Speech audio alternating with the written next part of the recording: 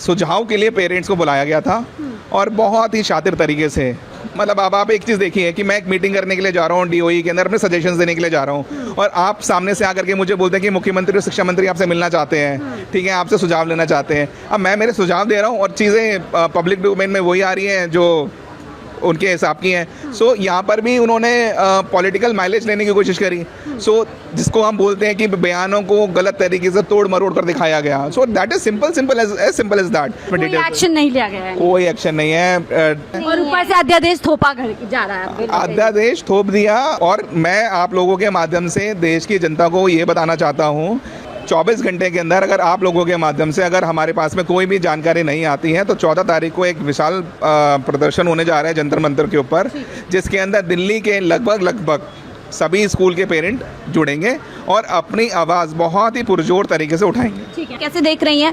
BJP सरकार आती है, फी हाइक होती है, उस पर एक्शन लेने के बजाय अध्यादेश लाया जाता है और सरकार कहीं ना कहीं जो है मामले को टोल मटोल करने में लगी हुई है। बिल्कुल, अगर आप मेरे नज़रिए से देखें तो हमें ऐसा लग रहा है सरकार ने हमें धोखा दिया। एक तरीके से प्रेस कॉन्फ्रेंस में ये बताया जा रहा है पेरेंट्स बहुत खुश हैं। मीडिया के माध्यम से जो चीज़ें हमारे सामने आई हैं वो बिल्कुल पेरेंट्स के अगेंस्ट हैं। जितने 3 क्लोज हमें समझ में आ रहे हैं बेसिकली, उन क्लोज में आपको पेरेंट के लिए राहत नहीं, परेशानी बढ़ती हुई दिख रही है। परेशानी आपको बिल्कुल। तो क्या ज़रूरत ऐसी लगी सरकार की कि अध्यादेश लेकर के आई है? ज़रूरत नहीं थी। हम यही कह रहे हैं बार बार कि नए अध्यादेश की ज़रूरत थी ही नहीं। ये ज़बरदस्ती हम पे लादा गया है। आपको लगता है प्राइवेट स्कूल बिल्कुल ये एक तरफा बिल है। इसमें काफ़ी चीज़ें ऐसी हैं जो पेरेंट्स के तो बिल्कुल हक में जाती नहीं है। DSER एक्ट में ये क्लियरली मेंशन्ड है, किसी भी एक अभिभावक को अगर उसके पास फैक्ट्स हैं, फिगर्स हैं, उसके पास सपोर्टिंग डॉक्यूमेंट्स हैं तो वो कंप्लेंट कर सकता है। मगर अब वो राइट भी छीना जा रहा है। वो राइट क्यों छीना जा रहा है? 15% का आंकड़ा आया कहाँ से? मैं शिक्षा मंत्री जी से ये पूछना चाहूँगा, जब DSER एक्ट हमें ऐसा 15% का कोई ऑब्लिगेशन नहीं करता तो एक पैरेलल कानून बनाने की ज़रूरत क्या थी? जब आपको क्या लग रहा है क्यों है इतनी जल्दी? देखिए, ये कहीं ना कहीं उनको फ़ायदा पहुंचाने के लिए कवायद हो रही है और इसके पीछे गहरी साजिश है जिसका हमें भी पता नहीं है। सरकार आती है और फी हाइक होती है, पहले बजट भी में भी कटौती होती है, मंशा क्या है बीजेपी सरकार? मेरा नाम गीत सेठी एडवोकेट है, मैं एक पेरेंट हूँ।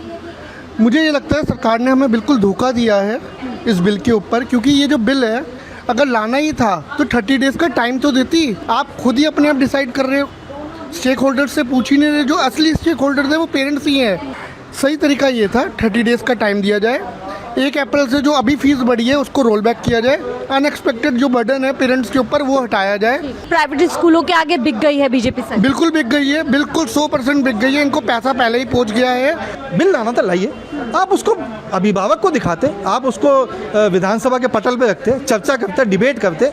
आपने सीधा एक ऑर्डिनेंस ले आया, इसका मतलब आपने हमारे ऊपर वो बिल थोप दिया है। जब हमें दिखाया नहीं गया, आपको दिखाया गया, तो या तो आप सरकार के कुछ नज़दीकी होंगे या फिर कुछ ना कुछ आपके अंदर कुछ मैनेजमेंट की गई है। किसको फायदा इस बिल के जरिए पहुंचाने को? सिर्फ प्राइवेट स्कूलों को फ़ायदा है ऐसा हमें लगता है और हमारी आवाज़ को दबाने का एक कोशिश की जा रही है। ये हमें इस बिल के माध्यम से ऐसा लगता है।